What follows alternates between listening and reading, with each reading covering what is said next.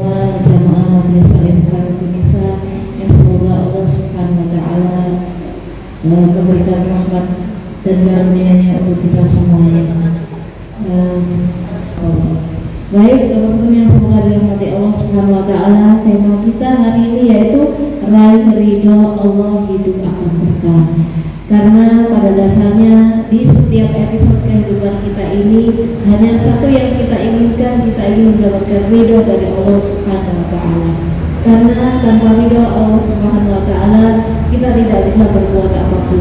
Walaupun kita hanya memedipkan mata kita, walaupun kita hanya minum, walaupun kita hanya duduk, tapi tanpa ridho dari Allah Subhanahu wa Ta'ala kita tidak akan mampu untuk melalui itu semuanya. Jadi apa sih kira-kira langkah ataupun step-step yang harus kita lalui dalam kehidupan ini untuk meraih keberkahan ridho dari Allah Subhanahu wa Ta'ala? Mari kita buka hati kita, mari kita investasikan waktu kita hari ini, sama-sama kita mendengarkan tausiah ilmu yang akan disampaikan oleh Al-Ustaz Dr. Fakih Syarif HSMI kepada kita semuanya.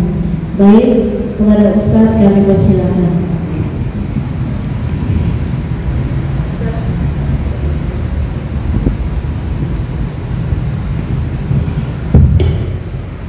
Baik, Assalamualaikum warahmatullahi wabarakatuh.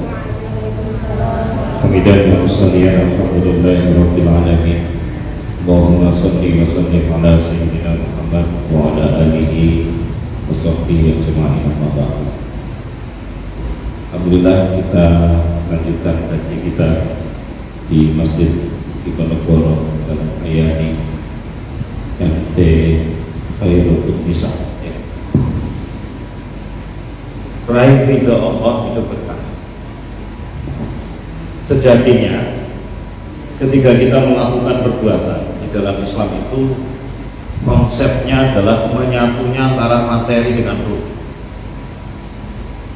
Ruh yang dimaksud di sini itu bukan ruh yang dimaksud sirul hayat, nyawa. Sebab setiap makhluk hidup pasti dikasih nyawa oleh Allah. Tetapi yang dimaksud ruh di sini adalah al-idrak silah kita, kesadaran akan hubungan kita dengan Allah.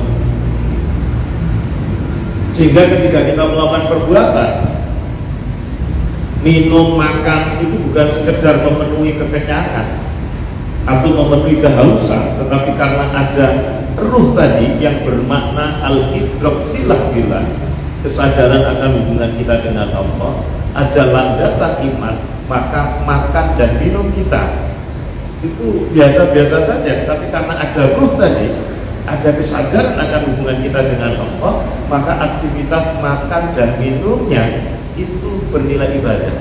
Karena makan dan minum ini agar kita kuat ibadah, agar kita bisa menjalankan ketaatan. Nah, itu yang membedakan orang muslim dengan non muslim. Sama-sama makan dan minum belum tentu dinilai ibadah oleh Allah, karena tidak ada ruh. Maka dalam pandangan Islam, ketika manusia melakukan perbuatan itu adalah menyatunya antara materi dengan ruh. Maka kalau tidak ada ruh, perbuatan manusia hanya materi saja. Kalau bahasanya sesi jenar adalah manunggaling kamu lawan Gusti. Tapi karena pemahaman masyarakat itu belum nyampe di sana, bukan berarti aku Allah itu tidak. Artinya itu adalah apa? Ketika kita melakukan perbuatan, kita sadar akan hubungan kita dengan Allah, maka aktivitas kita ini harus disandarkan pada sesuatu yang benar.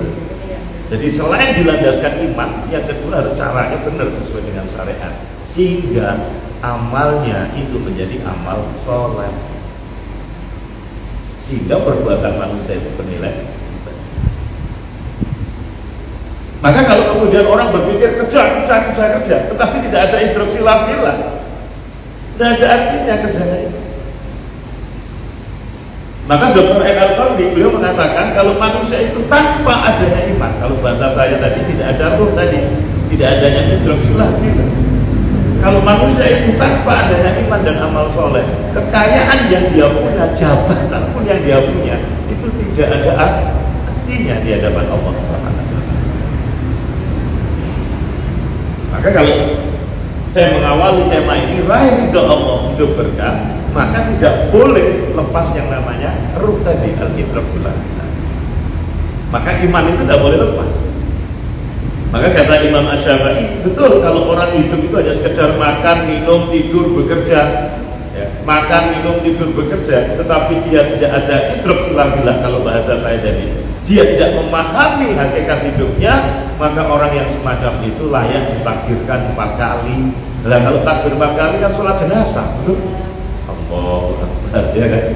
Takbir 4 kali sholat jenazah. Nah, pertanyaannya sekarang, banyak apa enggak hari ini mayat-mayat hidup bergentayangan? Halo? Banyak apa enggak hari ini mayat-mayat hidup yang bergentayangan? Dia keluar tapi dia tidak punya idrak silahillah. Iki nek jarine Gus Idam gekengane pusat itu Gus apa?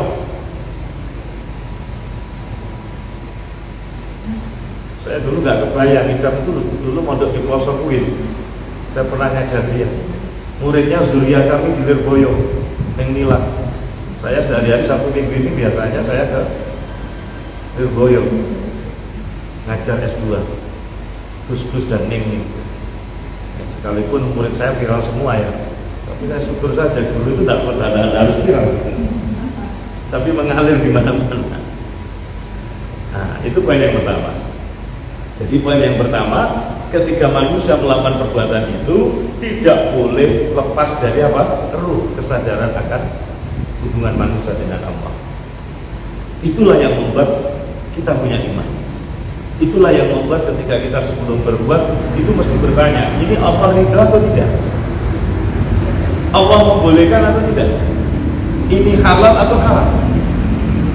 Tapi kalau tidak ada idrak silahillah, maka yang terjadi harmus, haram-haram dikermus. Apalagi sudah tidak percaya adanya Allah, bahkan tidak percaya akan adanya hari kiamat. Kalau orang itu sudah tidak percaya adanya Allah, dia tidak percaya adanya hari kiamat. Kalau dia ngaku muslim, sebenarnya dia murtad.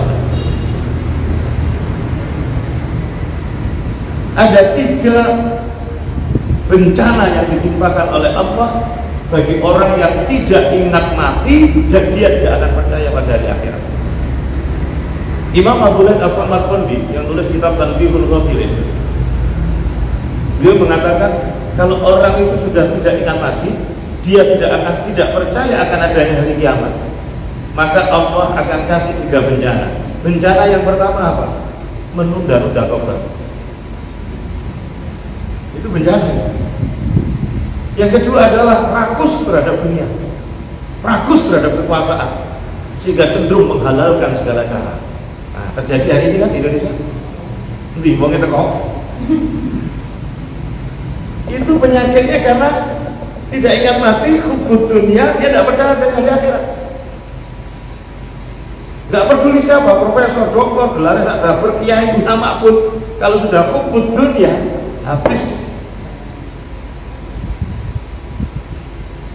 Kemarin saya ketemu dengan teman-teman Andri Kurniawan, teman-teman berbagai ustaz-ustaz level, ketemu di Bontang. Ini cerita ini. Ini sekarang diuji oleh Allah dajjal-dajjal, ya dajjal-dajjal yang model miliatan kayak gini sudah kelompok-kelompok kita ya. Nah, kita bisa bayangkan kalau dajjal yang sesungguhnya ada tulisannya kafir kan ya. Nah, maka ada yang guyon, wah tidak bisa masuk dajjal sesungguhnya nanti di Indonesia. Kenapa? Karena di Indonesia tidak ada orang kafir, non muslim. Guyonan. Jadi orang itu kalau sudah ingat mati, dia tidak percaya akan adanya hari akhirat, maka Allah akan timpakan 3 bencana. Apa bencana yang pertama tadi? Menunda-nunda tobat.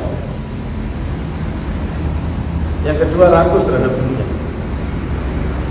Dan yang ketiga semakin jauh dari Allah. Sebaliknya kalau orang itu ingat mati, dia percaya akan adanya hari akhirat, maka Allah akan kasih 3 keberuntungan. Apa keberuntungan yang pertama? Segera tobat. Lawannya tadi. Yang kedua, semakin qanaah terhadap dunia. Dan yang ketiga adalah semakin dekat kepada Allah Subhanahu. Nah sekarang, amalan apa yang membuat kita itu hidupnya nanti jadi berkah? Amalan apa yang membuat Allah itu layak mencintai dan menolong kita? Amalan apa yang Allah nanti akan memberikan pertolongan dan keajaiban-keajaiban di dalam hidup kita? Ada 7 ya? Mudah-mudahan cukup. Karena saya mohon maaf, nanti jam 10-an saya harus meluncur ke Wonosalam Trade Center ya. Makanya saya datang lebih pagi, sehingga bisa jam 8 sudah bisa mulai. Karena lihat flyernya jam 8, tapi ternyata molor. Umat Islam itu di mana-mana serba terlambat. Satu yang benar tidak pernah terlambat, yaitu ketika buka puasa. Nah, kalau buka puasa jadi ada yang paling cepat ya.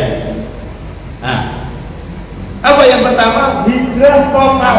Nah,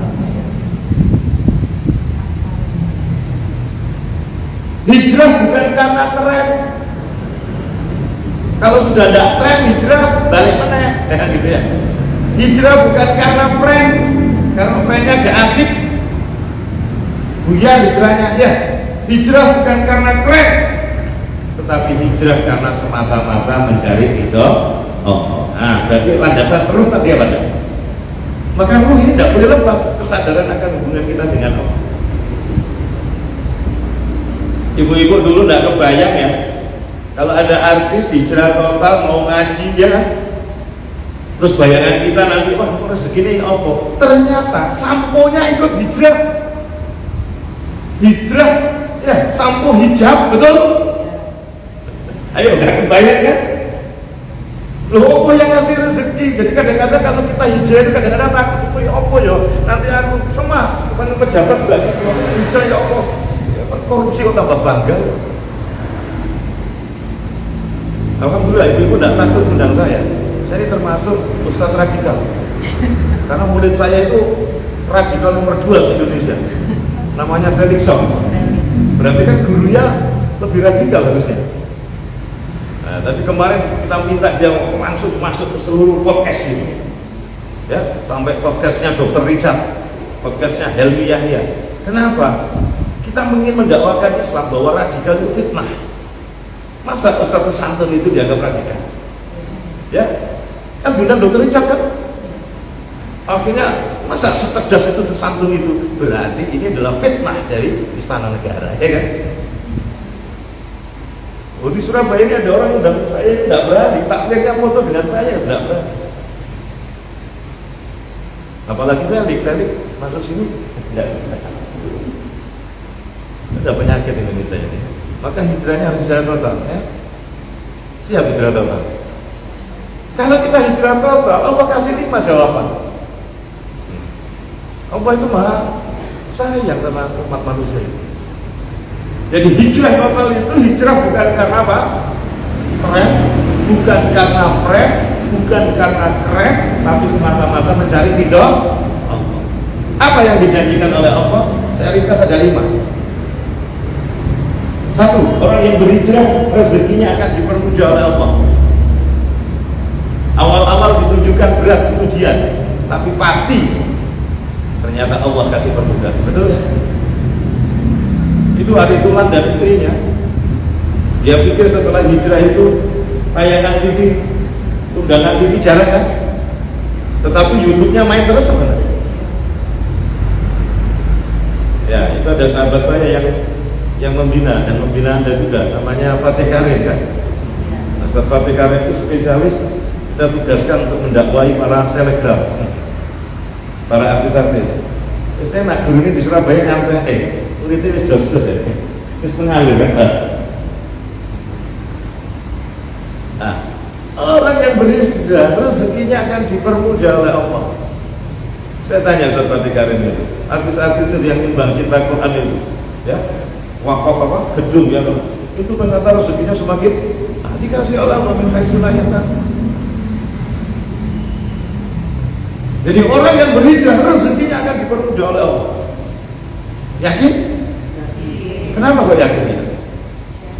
Karena Allah yang kabarkan melalui Al-Quran, dan Al-Quran itu adalah kalamullah. Al-Quran itu bukan buatan orang Arab, betul? Al-Quran itu bukan buatan Rasulullah Muhammad, tetapi Al-Quran itu kalamullah, firman Allah. Berarti Islam itu berasal dari Allah, bukan dari Arab. Menteri Agama udah apa? Pernah bingung mana? Apa datang? Di sini aja Pak. Jadi hijrah total, hijrah bukan karena friend, bukan karena friend, tetapi karena semata-mata mencari ridha Allah. Maka Allah akan jawabkan. Satu apa tadi? Allah bermudah. Coba apa yang masih apa yang mengayakan kita? Betul? Kalau kita semakin dekat Allah, kita hijrah total, Allah tidak akan pernah ingkar janji. Nah, jawabannya kedua, Allah akan tepati janji-janjinya. Kalau pemimpin gampang bikin janji, hanya mumet ya, tanya Sri Mulyani. Habis ini Sri Mulyani tidak mau jadi menteri gitu. Allah akan tepati janjinya. Yang ketiga, Islam ya, disadarkan oleh Ustaz Fatih Karim itu diembargo oleh bapak ibu, oleh papanya ya. Tapi begitu sudah punya anak yang namanya orang tua, lulu pada sama cucunya. Hari ini kalau Felix kemana-mana, bapaknya sudah bilang papanya itu, Felix, kalau kamu ceramah kemana-mana, dakwah, kamu tidak usah bingung, tiket pesawat pulang pergi, papa yang nanggung, hotel kamu, kamu kasih rezeki apa? Yang muslim dia, papanya yang Kristen Katolik, seluruh karyawannya itu setiap minggu disuruh ngaji sama Felix. Orang-orang Cina yang musuh Felix itu ngomong radikal, diteleponi sama bapaknya, itu anakku goblok. Nah, sekarang jadi pembelanya mana? Itu kalau Anda turun dari hotel satelit apa? Satelit Mall itu kan ada apartemen, ada hotel, salah satu saham terbesar milik anaknya, ayahnya Felix. Jadi sekarang kemana-mana udah dia dimodali sekarang untuk buka butiknya itu. Ya kemarin rumahnya di apa itu didatangi sama apa Halilintar ya. Maka kalau hijrah total teman sekalian, Allah tidak akan tinggal diam. Sudah tiga kan? Satu tadi apa? Allah mudahkan dalam urusan rezeki. Yang kedua adalah Allah tepati janjinya. Dan yang ketiga Allah hadirkan keajaiban-keajaiban. Ngaji kayak ini ngabut, apa mana libur panjang. Ya. Jenengan istiqomah kayak ini luar biasa. Saya itu memang terbiasa datang tepat waktu. Tak mau untuk fire jam 8 persis saya sampai sini. Peteng gelap di sini. Saya langsung nyalakan AC, saya benak lagi mampu. Terus bapaknya datang ya. Oke, lanjut. Yang keempat, Allah akan tunjukkan jalannya. Yang saya maksud jalannya itu hidayah taufik. Hidayah itu sudah dikasih gratis, Bunda. Kita sudah pernah nyampaikan di forum ini kan. Hidayah oleh Allah itu sudah dikasih gratis pada kita, bentuknya dua. Satu hidayah penciptaan. Di situ ada hidayah akal, gratis apa enggak? Hidayah panca indera, hidayah naluri. Dan manusia masih dikasih oleh Allah hidayah agama, berupa irsyad wal bayan. Dan kalau manusia menggunakan keempat hidayah ini, maka baru Allah kasih hidayah taufik. Jadi hidayah taufik itu harus diperjuangkan. Hidayah taufik yang paling tinggi adalah nanti mendapatkan surganya Allah. Jadi hidayah taufik itu bentuknya apa? Berupa pertolongan, kemudahan tadi. Ketika menggunakan hidayah tadi. Siapa yang jamin? Allah. Coba dibuka Al-Baqarah 38. manusia masih butuh hidayah agama dan dikasih oleh Allah. Yang lainnya dibuka surat Toha 123. Coba.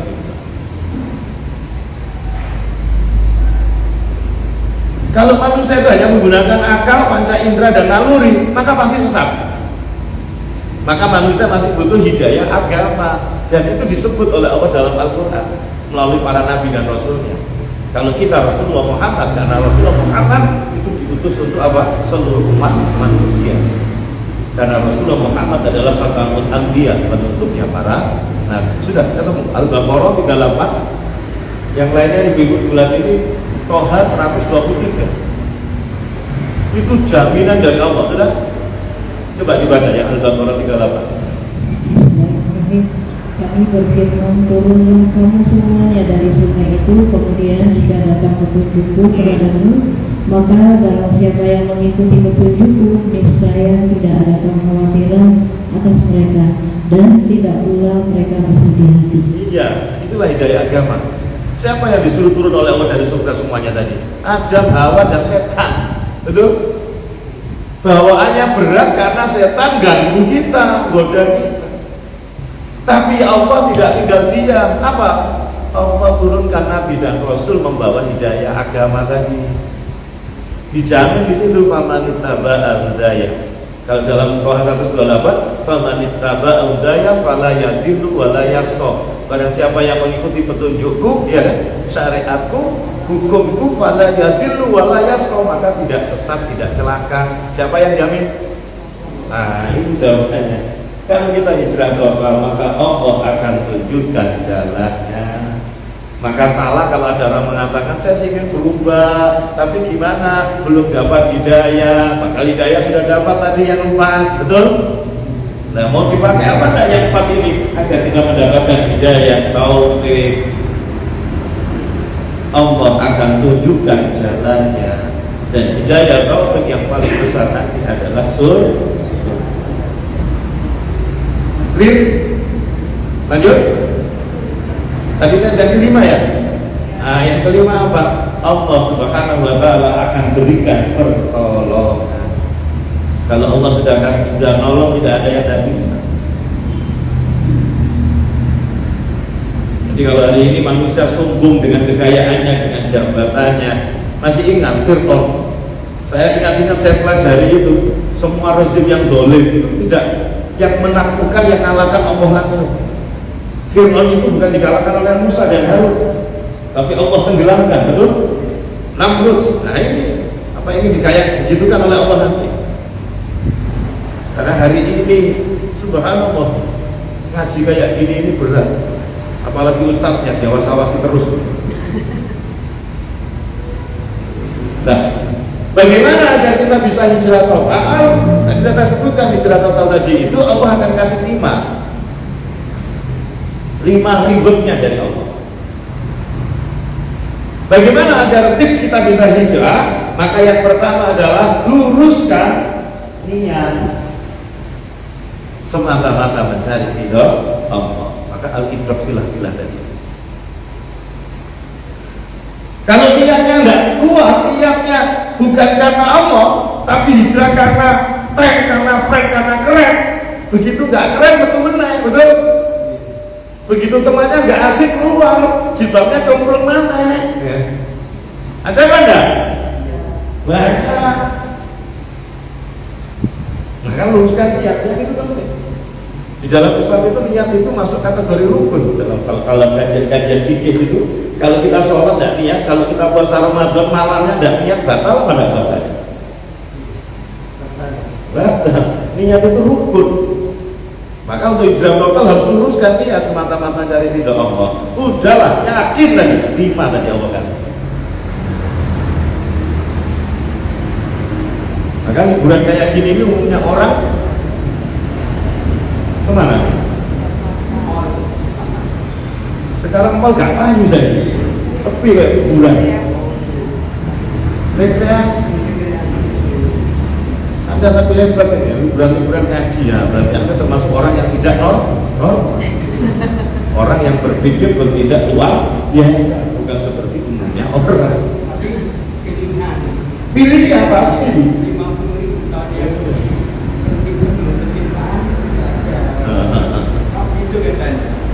manusianya itu jadi penting.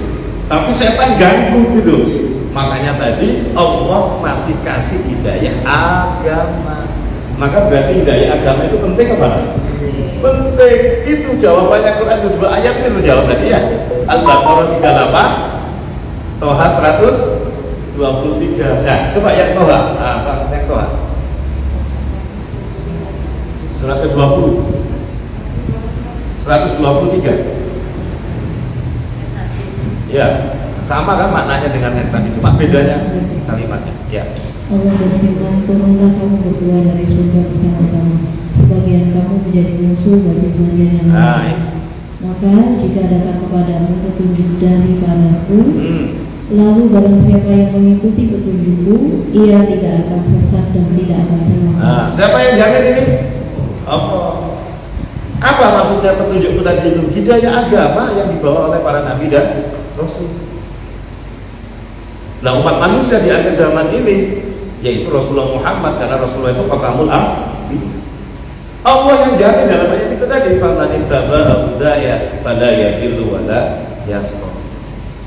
Tapi sebelumnya dijelaskan nanti bawaannya ketika kamu diturunkan di surga, nanti kalian satu sama lain saling bermusuhan. Kenapa? Karena ada yang kena godaan bisikan setan. Maka di dalam Al-Quran itu hanya ada 2, Hizbullah dan Hizbus Syaitan. Kelompoknya, partainya Allah dan partainya setan. Oke, lanjut. Siap di dalam total? Ya harus siap. Kalau setengah-setengah, alam itu ngajarkan pada kita. Kalau kita melakukan sesuatu itu tidak 100%, maka hasilnya 0. Itu alam, hukum alam ngajarkan itu. Jenengan punya rumah, di rumah itu voltasenya misalnya 220 volt, kurang 1 volt saja, padam apa enggak listrik? Jadi alam itu mengajarkan gitu. Pesawat terbang itu mau terbang itu dia harus kecepatan tertentu, sampai pada kecepatan tertentu dia akan terbang. Kurang 1 km per jam saja, tidak nyampe, dia akan. Artinya apa? Alam ini mengajarkan pada kita, kalau kita tidak 100%, maka hasilnya adalah 0%. Ibu-ibu bikin resep, buat resep makanan, bikin kue misalnya, resepnya kurang 1% saja, maka yang terjadi kuenya bantak. Apalagi tentang keimanan harus 100%. Kita nyebrang jalan raya ini, ya, kalau tidak yakin, tidak 100% ragu-ragu, ada 2 kemungkinan sampai maju mundur. Kemungkinan yang pertama dipisu orang, betul. Kemungkinan yang kedua ditabrak. Saya kemarin nyebrang di Lirboyo, mau ngajar S2 itu, sudah hati-hati saja, saya ditabrak. Apalagi udah ragu-ragu gini. Saya sudah hati-hati itu ternyata sudah motor buatku ditabrak. Saya tidak tahu, saya cuma gini aja, refleks. Sepeda motor bulu. Wah, bapak punya apa? Tidak punya apa-apa. Kaget lah. Kalau ditabrak ya mati ya. Nah, saya kembali ke sini. Luruskan ya. Ya, hijrahnya harus hijrah apa? Yang kedua, tips yang kedua, perbanyak datangi majelis-majelis ilmu semacam ini. Majelis-majelis ilmu itu di dalam bahasa hadis itu disebut dengan riyadul jannah, taman-taman surga. Para malaikat akan mengepakkan sayapnya. Jadi sing ngabsen itu malaikat. Dia memintakan ampunan kepada orang yang hadir di majelis-majelis ilmu. Tidak cukup sampai ngabsen nang ngarep niku. Terus diabsen oleh malaikat. Dan nanti malaikat ditanya, kamu dari mana malaikat? Saya hadir di majelis ilmu ya Allah. Ada taman-taman surga, masjid pinggir jalan, jalan di Ponorogo, jalan Ayani, masjidnya di Ponorogo. Kemudian ditanya oleh malaikat, apa saja? Oleh Allah ditanya, apa saja yang diminta Anda?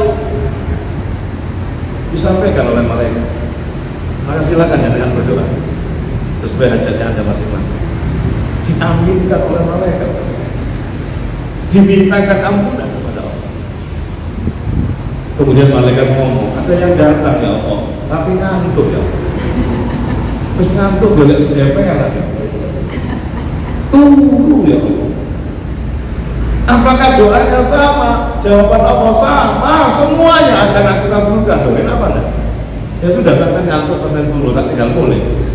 Hubungannya podo. Kalau langsung berangkat ke Wonosalam. Niatnya itu ada dimaksudi tapi itu apa itu rinci kan ada etika, ada ada silaturahmi. Apa harus dirincinya? Maksudnya yang mana? Ya kalau niat masuk masjid semata-mata nyari itu, apa nuntut ilmu? Hari kan nuntut ilmu. Ada di situ juga pahala etika. Ya nanti ketika kita niat lagi. Kan setiap dalam Islam kan setiap perbuatan harus dilandasi dengan apa tadi? Iya.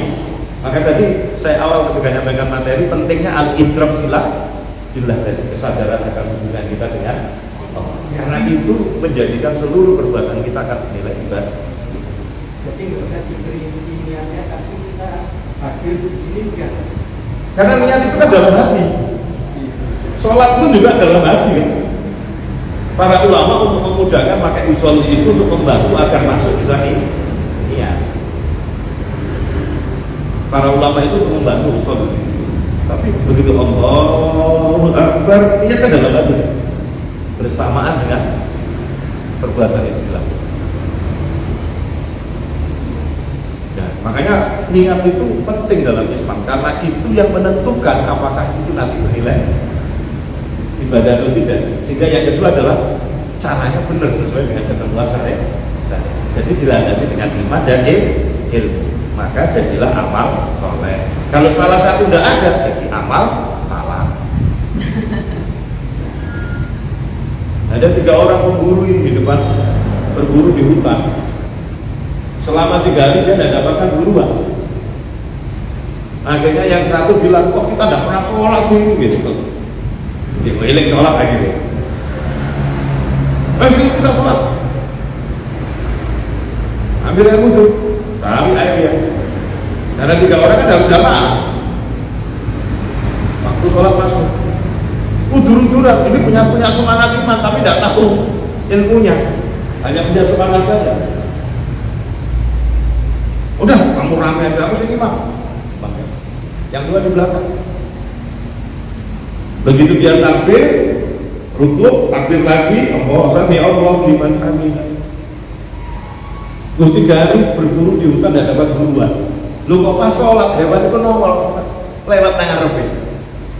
Akhirnya saya gurih ngomong, orang ajar, genteni lagi metu. Pertanyaan saya, batal apa enggak sholat? Punya semangat iman, tapi nggak tahu tata cara sholat. Gak ono ilmu nih, kurang ajar. Lagi metu. Baik koncone di sana, di sebelah sholat itu pada ngomong goblok. Pertanyaan saya, batal semua pada. Lu kok dia ngomong? Lu kan aku ngandani amar ma'ruf nahi munkar. Akhirnya rame kok ngomong goblok beberapa kali. Ternyata imam sing meneng iku. Akhirnya gak kuat. Hus, rame ayo. Sholat itu rame. Pertanyaan saya, buyar apa? Saya mau menyontohkan ini. Kalau hanya punya semangat iman saja, tapi tidak punya ilmu, rusak. Paham sampai sini?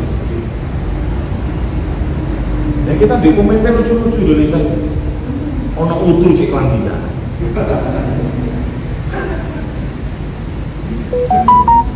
Ini rodo komplek. Allah Somat, Allah itu tempat bergantung. Bukan Jokowi Somat, ono. Somat portal kabeh bisa gantung. Bukan Prabowo Somat, Allah Somat, Allah tempat bergantung. Yang ngasih rezeki itu Allah. Lu ono kok sampai nyembah-nyembah. Ono apa enggak? Ini komplek. Lanjut. Gak kerasa, jam 10. Karena saya ini sudah tua, bawaannya ngantuk saja, makanya saya ajak murid saya untuk karena ini nanti habis dari Wonosalam misi paginya ketemu para keterawas, ketemu para tokoh, para ulama. Terus kemudian muncul lagi ke pondoknya almarhum Profesor Rumrawi, karena saya diminta isi halal bihalal di Al-Firdaus. Jadi beliau itu sebelum meninggal, saya ini diminta gantikan beliau di Masjid Baitul Jamil. Ternyata beliau itu sudah, setelah itu beliau meninggal. Akhirnya sampai hari ini saya itu melanjutkan kajian rutin di Masjid Baitul Jamil. Belum berarti sampai ini terus dibahas, dipesen Ustaz Rumrawi. Jadi akhirnya setiap bulan saya kembali lagi ke sini. Majelis itu masa mau pilih gitu, lebih banyak kuenya daripada orang. Lah ini ngarep ya. Biar. Saya orang Surabaya ya, kayak ini. Maka berbanyak datangi majelis-majelis ilmu. Ditulis, dicatat, diamalkan. Jadi kalau di Lirboyo itu, kalau ada santri-santri saya, kalau saya ngaji itu dia tidak baca catatan, dia tidak nulis. Saya tuh bilang sama gini, saya itu sultan. Imam Al-Ghazali itu kalau dia ngaji sama syekh-syekhnya itu, dia itu tidak pernah nulis, tidak pernah nyata. Tapi dia dengar, dia perhatikan, sampai di pondok, sampai di asramanya, dia tulis lagi, dia cari kitabnya, terus dia coba jelaskan, seakan-akan dia mau ngajar lagi. Sehingga daya ingatnya 90% riset penelitian modern hari ini. Kalau kita belajar untuk diajarkan pada orang lain, untuk disampaikan, diamalkan, itu daya ingatnya 90%. Saking seringnya kayak gitu, teman-temannya itu ngolok-ngolok, gila kamu kalau ngaji tidak pernah nulis, kalau belajar sama saya tidak pernah nyata. Nah saking digitukan itu akhirnya kemudian Imam Al-Ghazali bilang, coba kalian kumpul teman-temannya itu, silakan kalian tanya pelajaran seminggu yang lalu, 2 minggu yang lalu. Semua pertanyaan temannya bisa dijawab. Bahkan yang dijelaskan oleh sang syekh yang tidak sempat dicatat oleh temannya itu mampu dia jelaskan. Maka saya bilang sama santri-santri saya di Lirboyo, kalau kalian tidak nyampe kayak gini, itu saya kusnudon. Siapa tahu makommu adalah makomnya Imam Al-Ghazali. Nah, ibu-ibu itu makomnya Imam Al-Ghazali semua. Gak nyata tapi bawa HP. Orang Indonesia itu luar biasa, sampai disindir oleh saya dari Arab itu. Umrah yuk, begitu modul, sih dibawa HP ini siap gitu. Guys, saya sudah sampai Madinah guys. Sekarang saya lagi di Al-Qadr. Ini luar biasa Indonesia. Oke, lanjut. Apa yang ketiga? Tips hijrah. Carilah lingkaran pertemanan yang memiliki visi dan semangat keimanan di atas kita, biar ketularan. Maka penting memilih komunitas kayak gini. Kalau Anda berkawan, berteman yang semangat, itu semangat mana? Kalau sampai kumpul dengan teman yang udah loyo, itu loyo mana? Maka memilih teman, memilih kawan, memilih sahabat adalah memilih masa depan, termasuk memilih komunitas. Pilihlah komunitas yang setidaknya di dalamnya ada 3 unsur. 1. Komunitas yang positif. 2. Komunitas yang produktif. 3. Komunitas yang kontributif. Kalau kita berada di dalam komunitas yang semacam itu, insya Allah spiral kehidupan kita akan naik ke mana? Insya Allah semangat iman kita akan naik ke mana? Tapi kalau kita kumpul dengan teman-teman sing loyo, boleh tuh bolak-balik arisan ya, arisan mas-masan gitu kan. Akhirnya gini, gimana yuk? Pengajian bilang gini, gimana Ustaz? Turun mimpi, senang gini. Gak orang lagi ini, lagi ini gak orang nak pengajian dulu.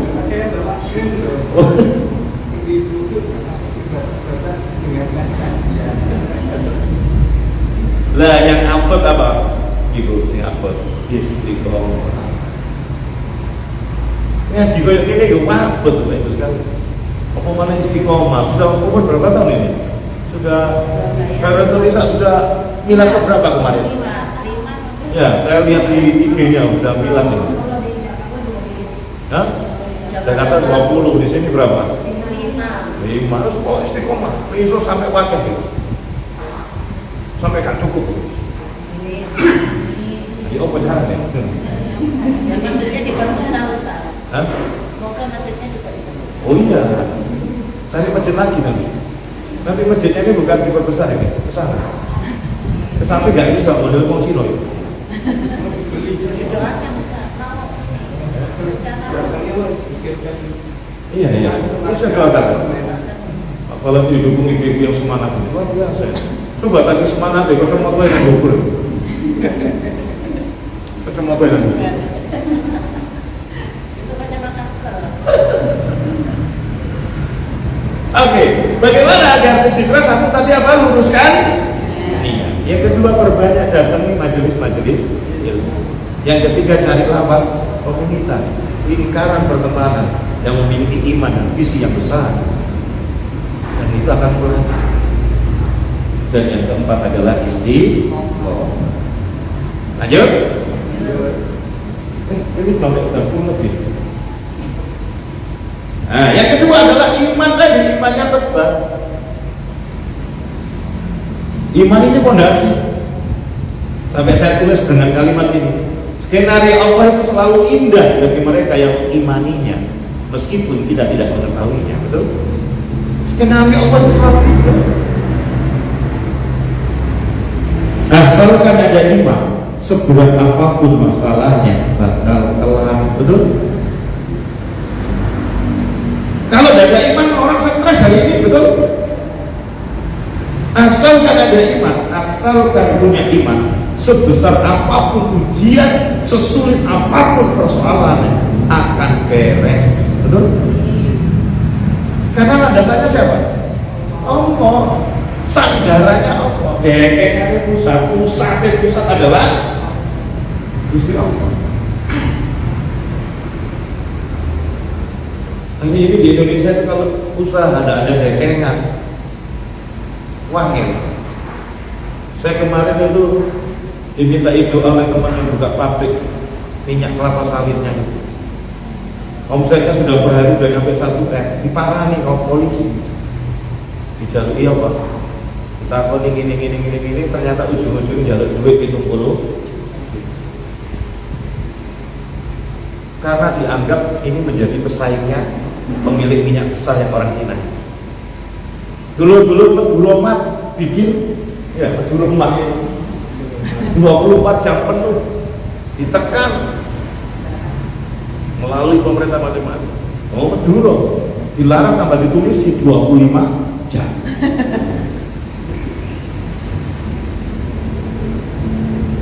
Dengan orang pribumi punya usaha, izinnya sudah jelas seperti saya bilang. Izinnya, SNI-nya semuanya sudah diurus. Coba kami dari Kapolres gak beres, masih lolos Polda. Akhirnya ada saudaranya itu ternyata orang Kombes, di Mabes Jenderal Bintang 2. Akhirnya bilang, udah kamu datang saja, nanti sampai kantor. Begitu nelpon akhirnya, siap salah. Paham maksud saya kayak gini? Asalkan ada iman, seberat apapun persoalan, sesulit apapun ujian, maka pasti selesai. Bisa dibikin update status ini. Jangan sosial media update status ini gak bermutu ya. Gunakan sebagai dakwah. IG Anda mainkan ini. Oke.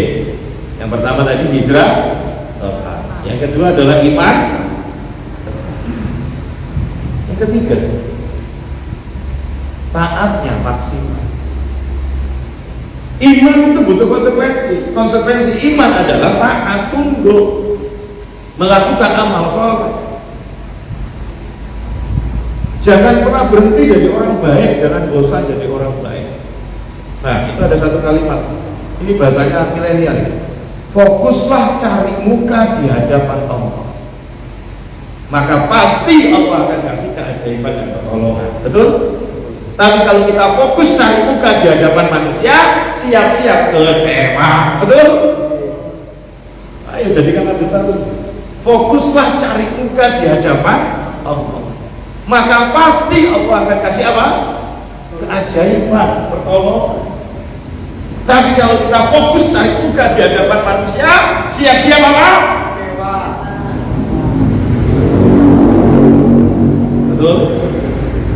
Sering terjadi apa enggak? Itu penjilat-penjilat itu. Fokuslah cari muka di hadapan Allah, maka pasti Allah akan kasih pertolongan dan keajaiban. Tetapi kalau kita fokus cari muka di hadapan manusia, siap-siap kecewa. Gak kapok ngomong dunia. Gak eling lah Allah. Kalau kita fokus mencari ridho dan kasih sayang Allah, kalau Allah sudah ridho, Allah sudah sayang sama kita, apapun yang kita butuhkan pasti Allah kasih apa enggak? Oh, enggak nyari, enggak minta pun dikasih kok. Betul kan? Itulah ciri bahwa Allah itu udah sayang banget sama kita. Ini saya pakai bahasanya anak-anak, bahasa milenial. Kalau saya kan sudah kolonial, rambutnya saya sudah beralih dari aliran hitam ke aliran putih. Dan saya sudah tua ya, murid-murid saya sudah punya anak semua, bahkan ada yang sudah nikahkan anaknya. Berarti kan manggil saya Mbak Buyut. Jadi anak-anaknya Ferry itu kalau manggil saya Mbak. Jadi saya kapan waktu ketemu murid saya di Kalimantan, seorang trainer juga pejabat tuh, lari itu anaknya lari, Mbak, gitu. Selalu Mbak. Bapak kilo sopo ini. Kata bapak ibu yang mulia, assalamualaikum, yai itu anakmu dah. Lu kok celuk aku Mbak? Lalu saya kan murid jenengnya. Kalau saya punya anak berarti manggil Pak Fatih apa? Mbak. Ya saling Mbak. Itu ya. Tapi ibu ini tidak mau dipanggil Mbak. Wong istri saya itu tidak mau dipanggil Mbak. Terus aku cek nomor.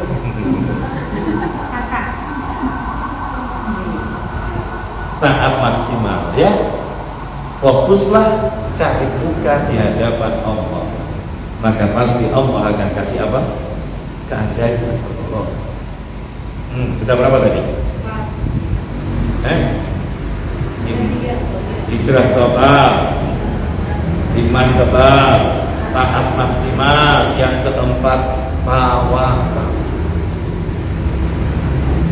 Apa yang disebut dengan tawakal itu? Tawakal itu di dalamnya 3 unsur. 1, di dalamnya ada pasrah. 2, doa. 3, ikhtiar. Maka yang namanya tawakal itu pasrah sepasrah-pasrahnya hanya kepada Allah, doa sekencang-kencangnya hanya ditujukan kepada Allah, ikhtiar sekuat tenaga hanya untuk Allah. Maka kalau itu yang kita lakukan, itulah tawakal. Allah jawab, may tawakkal 'ala Allah fa huwa hasbuh.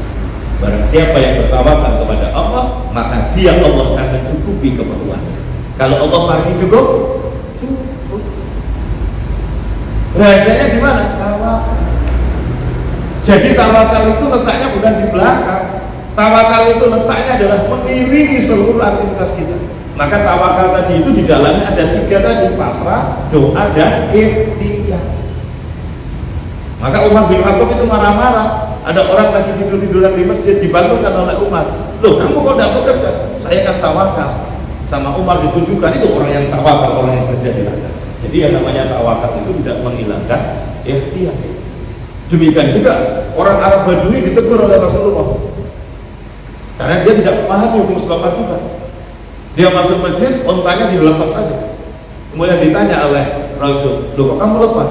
Saya tawakal, kata Rasul, ikat dulu untamu baru tawakal. Kenapa ditegur oleh Rasul? Karena orang Arab Badui ini tidak paham yang namanya tawakal itu tidak menghilangkan apa? Ikhtiar. Maka jangan catat, tawakal itu di dalamnya ada 3 unsur. 1 apa? Pasrah, doa, ikhtiar. Maka kalau didefinisikan adalah tawakal itu adalah pasrah sepasrah-pasrahnya hanya kepada Allah, doa sekencang-kencangnya hanya ditujukan kepada Allah, ikhtiar sekuat tenaga hanya untuk Allah. Itulah tawakal. Clear? Sip? Giling-giling itu juga amalannya. Waktunya sudah nggak sempurna ya?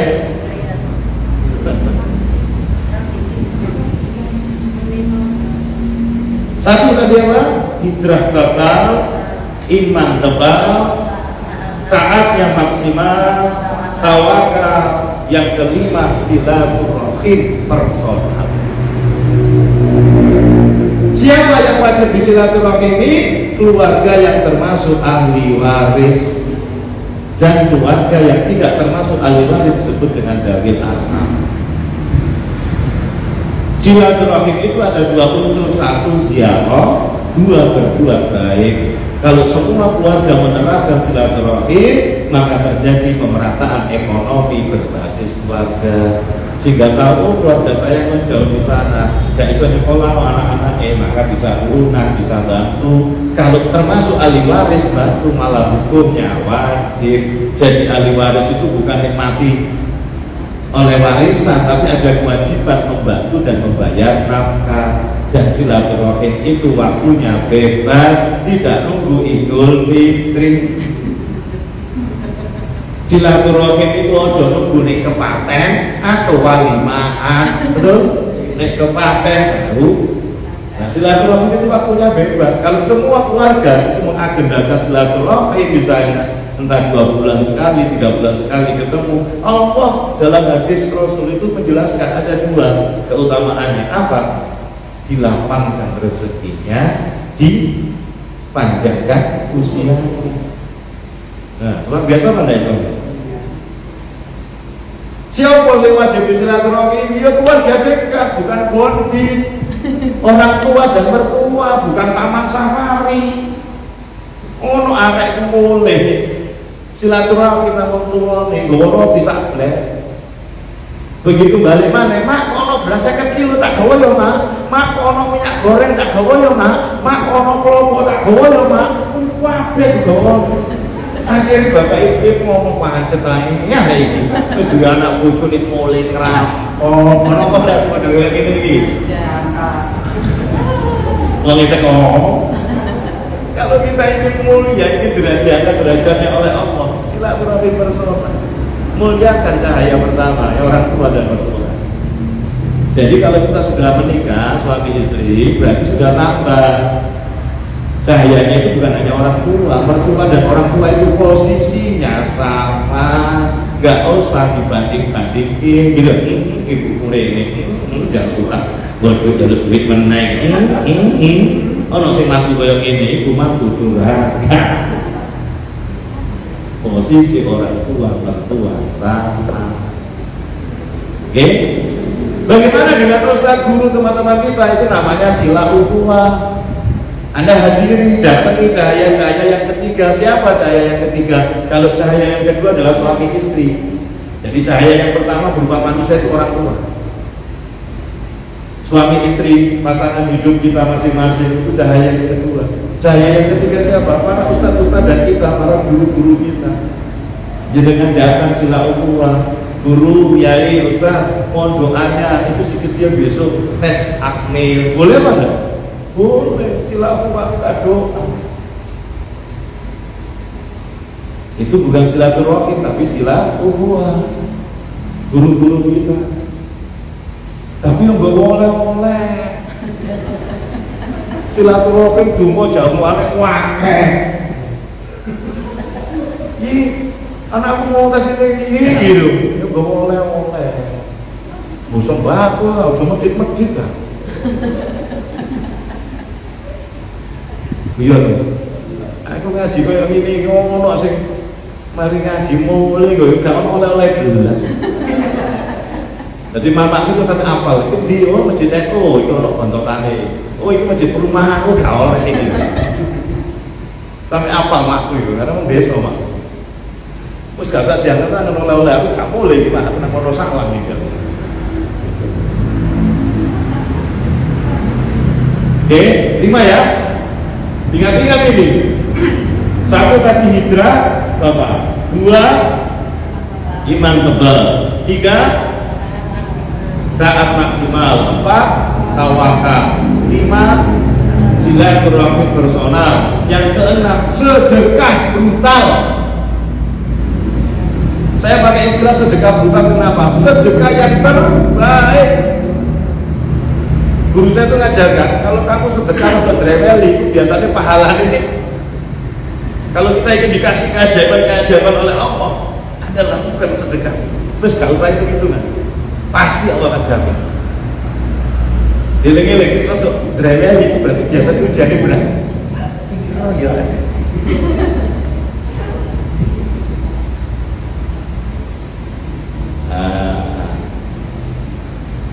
Ini silaturahmi, ini suasana ini. Ini definisi sedekah brutal. Biar rezekinya berkah, perbanyaklah sedekah. Gak harus pakai uang. Kalau nggak punya uang ya bisa pakai ilmu, bisa waktu, bisa tenaga. Saya punya adik itu buka laundry. Kalau kamu ingin laundry sustainable, setiap bulan dari ono masjid musola, ubano rukuhe, ubano sarungi, ubano karpet, macam-macam. Gratis. Yang harus bersihkan apa? Sedekah brutal itu angkanya memang gila, jumlahnya memang besar, frekuensinya memang sering dan hasilnya yang terbaik. Kalau ini yang kita lakukan, subhanallah. Ini tadi terintegrasi loh Bunda. Jadi bukan situ-situ ini. Kita sedekah nggak ada iman, nggak efek. Tidak dinilai ibadah oleh Allah. Dan sedekah terbaik itu membuat keajaiban menghampiri kita. Tadi kan pertanyaannya kan itu jawabannya. Bagaimana agar hidup kita ini berkah? Bagaimana kita mendapatkan keajaiban-keajaiban? Allah mencukupi segala keperluan kita. Maka amalannya 7. Satu dari apa? Hijrahnya total, imannya tebal, taatnya maksimal, tawakal, silaturahim personal, sedekah brutal. Yang ke-7, dakwah optimal, menolong agama Allah. Sampai DLI dulu-dulu, sampai pondok sampai diajak ngaji, hadir di masjid ini tiap apa ini? Tiap bulan? Nah, sebulan sekali. Berarti habis ini ngaji, setelah itu nyari teman-temannya parani dialog terus kayak gitu, dikuatkan dakwahnya optimal. Kalau gak bisa ngomong ya ngajak saja, biar datang di pengajian. Anda sebarkan itu, ada sosial media kan, diviralkan, itu bagian dari dakwah juga. Hey guys, ojo hai guys terang. Bikin konten-konten dakwah itu. Sekarang ini kan dunia sosial media, tapi konten dakwah yang kreatif, yang bagus. Jangan kayak sampai itu kusam itu untuk megenosus. Orang dia lucu konten dakwah itu konten dakwah. Kalau itu diikuti banyak orang, apa gak sesat? Ya, jadi dakwah itu bukan sekedar kewajiban, tapi dakwah itu kebutuhan. Dan dakwah itu adalah kebutuhan manusia. Nah, kalau kita melakukan 7 amalan ini, maka Allah akan kasih keajaiban, pertolongan, rezeki yang datangnya tidak disangka-sangka. Sip, selesai sudah tema hari ini. Dan ini jawabannya yang seumur hidup harus kita lakukan. Ya, karena kita tidak tahu ajal itu kapan tiba. Siapa tahu hari ini adalah pertemuan terakhir saya. Tapi saya terus mengalir dia menyelamatkan saya nanti di akhir. Oke, bisa dipahami. Beberapa tulisan sudah saya kirim kan? Nah, tinggal diviralkan aja ya. Beberapa tulisan. Ini ya sebagian ada di tulisan itu ya. Ini tadi kan saya nyari-nyari yang mana ini ya. Tapi masuk semua Pak, ini sip. Gampang diingat kan? Sengaja saya pakai akhiran LL semua biar ingat. Hijrah total, iman tebal ya. Apa tadi? Taat maksimal, sikap tawakal, silaturahim personal, sedekah brutal, dakwah optimal ya. Karena saya pernah nulis agak panjang itu, guru saya Profesor Ali Aziz bilang, "Lek, gawe singkat-singkatan dan gampang mau ngiling." Oh iya Prof, siap. Jangan yang bikin itu malah mesti belajar mesti begitu singkatan nggak itu. Iya, beliau guru saya. Saya yang meminta beliau menulis buku terapi sholat bahagia karena beliau punya pengalaman diuji oleh Allah sakit, tidak ketemu penyakit. Kemudian saya bilang, Prof, pengalaman spiritual jenengan itu jenengan tulis. Nah, itulah buku terapi sholat bahagia. Begitu buku itu jadi dikirim langsung ke rumah. Satu bukunya ada tanda tangan beliau. Terima kasih Ustaz menginspirasi saya menulis. Nah, sampai hari ini saya nulis buku ini, buku yang ke-30. Ini buku saya ke-30. Ini yang 32. Ini untuk perusahaan melejitkan potensi membangun raksasa dalam diri Anda. Iya, Ustaz. Ini jalan kesalehan.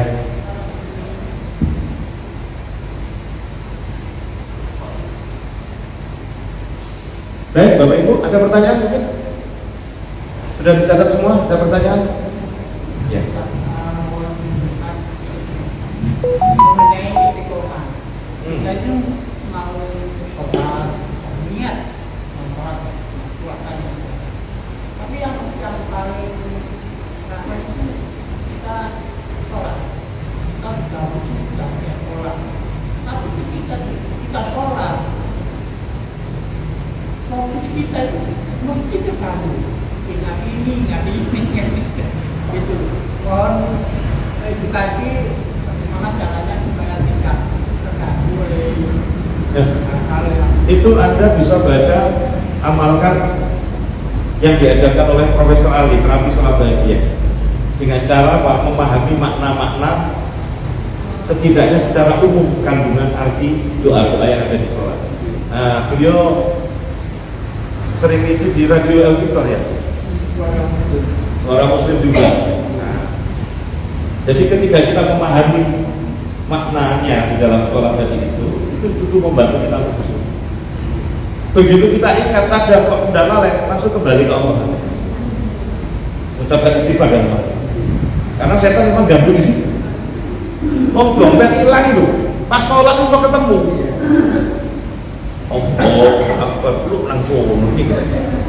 Allah Akbar, berarti Allah. Kena kucing lompat, wah, nang mikir PHP mejo. Lu kok bandeng entek. Aku mangan obat. tapi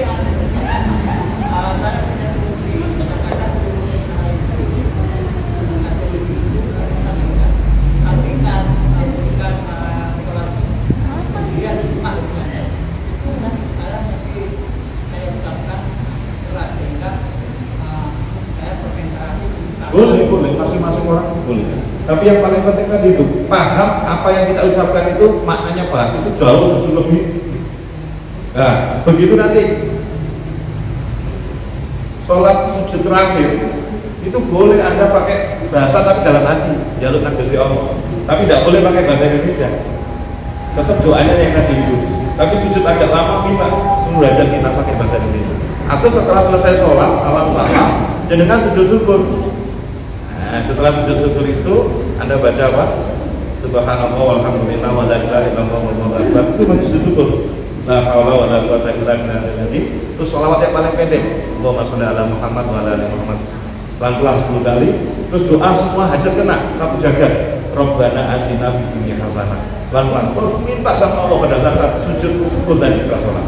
Seluruh hajat kita. Saya pikir jamaah saya itu paham. Ada yang bacanya keliru, ya Allah sapu jagat ya Allah, semua hajat kena ya Allah. Lalu ketemu nang Mekah, itu, bos, yai, wah dumone mandi, sing ngendi, sing sampai najari sujud syukur itu, ya Allah sapu jagat ya Allah, semua hajat kena itu. Lu ngono iku mek Gusti Allah dikabulno, luar biasa kan Allah sayang sama kita. Iku keliru dikabulno. Terus tak takon iku donga apa nek nang pas tawaf iku kok gak ngerti sak taruh ngono kok. Labbaik Allahumma labbaik kan gitu kan ya. Dia kerumunnya apa? Allahumma lamma baik gitu. Allahumma Allah baik, yang sering gitu. Ternyata habis itu hidupnya lama-lama baik besar itu. Maka di situ penting ngaji gitu. Untuk ibadah umroh haji itu ibadah gerak. Wis pokok sampai niat terus sampai isone maca apa gak apa wis sah gitu. Ada lagi tambah sedikit. Ada Coba Pak, waktunya habis saya. yang mengatakan bahwa terkait dengan masalah Palestina ya, itu rumah kamu sholat sampai Senin hitam, kamu puasa, kamu sholat malam, tapi kamu nggak mau membantu saudara-saudara di Palestina, semuanya nggak diterima oleh Allah. Bagaimana bentuk pendapat? Itu dosa kifayah Pak. Hari ini kalau Palestina belum bebas, kita kena dosa kifayah. Umat Islam seluruh dunia akan berdosa. 90% kewajiban syariat itu fardu kifayah. Dan fardu kifayah yang dipahami kaum muslimin hari ini itu hanya ngurusi mayit. Ini kan kacau. Maka ketika Islam itu tidak diterapkan, ketika ada orang berbuat zina, ketika ada orang mencuri, ketika ada orang korupsi, dan itu tidak diterapkan hukum Islam, dan kita diam saja, maka kita kena dosa kifayah. Dosa itu belum gugur. Dan dosa itu baru gugur kalau kita berdakwah dengan berjamaah untuk mengembalikan agar nanti 90% tadi syarat Islam itu bisa diterapkan. Tapi kalau kita diam saja, maka belum gugur lagi. Bisa dipahami ya? Itu fardu kifayah ya? Dan fardu kifayah itu bisa berubah jadi fardu ain bagi apa? Negeri-negeri yang dekat dengan Palestina dan pemimpin-pemimpin kaum muslimin yang punya pasukan. Itu fardu ain. Bagi kita kena fardu kifayah. Tapi kalau kita diam saja, kita berdosa. Tapi kalau kemudian kita berdakwah semacam ini, menyadarkan umat untuk kembali kepada Islam, maka kita akan gugur dosa kifayahnya, Pak. Tapi kewajibannya belum gugur karena belum terlaksana. Tapi kan dengan doa, minimal doa. Ya doa semua orang bisa berdoa Pak, tapi harus berdakwah untuk menyadarkan umat. Kalau tidak kita diam saja, karena di dalam hadis itu disebutkan kalau kita tidak mau beramar ma'ruf nahi munkar, maka ada dua pilihan. Pilihan yang pertama apa? Ditimpakan pemimpin yang zalim dan doa orang-orang soleh tidak dikabulkan oleh Allah. Maka tetap harus ada dakwah terus. Ya ini salah satu bagian saja. Dan terbukti ampuh juga, karena ternyata Israel bingung dengan Amerika. Sepi semua itu. Kita mengajak boykot juga termasuk. Iya kan dakwah kan, berarti kan dakwah masyarakat. Ngaji semacam ini mendakwakan masyarakat terus kemudian terus dengan berjamaah untuk mengedukasi masyarakat agar masyarakat mau mengembalikan kelangsungan hidup Islam. Itu yang akan menjadikan menggugurkan dosa kifayah Pak. Dosanya, tapi kewajibannya belum gugur. Wes Pak, aku telat ini. Iya, kapan-kapan. Atau nanti jadikan kumpulkan bapak-bapak sendiri. Kumpulan bapak-bapak sendiri nanti kita ngaji di sini. Ada 5 orang, 10 orang, ada masalah Pak. Yang penting istiqomah. Memang gurunya Meli kok pasti ngajar Pak. Saya kemarin tokoh-tokoh itu saya datang, saya punya murid ini Pak, ada sekitar 20 orang. Orang-orang yang tobat dari riba Pak, utangnya miliaran. Ini sudah kasih sama saya sudah hampir 1 tahun dan alhamdulillah sudah mulai lunas tanpa bayar bunga. Termasuk kalau dengan jalan-jalan Pak Wahyu Utomo, pemilik rumah makan Wahyu Utomo di Tuban perbatasan Rembang, yang rumah makan besar, nah ini sudah mulai tobat. Alhamdulillah ada 20 orang, utangnya miliaran Pak. Ada yang 60, ada yang 20, sekarang tinggal 1,2, tapi ada yang sudah lunas. Dan alhamdulillah seminggu sekali ketemu saya. Mau ini yang berubah dari total. Nah, kalau kita berjuang kayak gitu terus istiqomah, itu gugur dosa kifayahnya, tapi kewajiban kifayahnya belum. Hari ini fardu kifayah itu umat Islam hanya memahami ngurusi apa? Mayit. Kalau urusan mayit itu nggak sempurna, dan ada yang memakamkan dosa semua pada kaum muslimin. Nah, syariat Islam itu 90% kebanyakan fardu kifayah. Maka disinilah perlu ngaji Pak. Baik, ibu-ibu data ya. Sampai belum apa. cekap semanten atur kula. Oh iya, ini harganya Ini ada dua. ada dua, yang satu 80, yang satu 100. Ini 80. Iya. Satu kula kelompok cekap semanten atur kula. Kurang dan lebihnya saya mohon maaf. Astagfirullahaladzim, astagfirullahaladzim, astagfirullahaladzim. Subhanakallahumma wa bihamdik, asyhadu an la ilaha illa anta, astaghfiruka wa atubu ilaik. Assalamualaikum warahmatullahi wabarakatuh. Waalaikumsalam warahmatullahi wabarakatuh. Jazakumullah khairan Ustaz atas ilmu yang sudah disampaikan. Mudah-mudahan kita bisa mengaplikasikan dalam kehidupan kita sehari-hari, dan mudah-mudahan Allah melimpahkan keberkahan ridha kepada kita semuanya. Yang penting tadi sudah ingat tips yang sudah disampaikan Ustaz.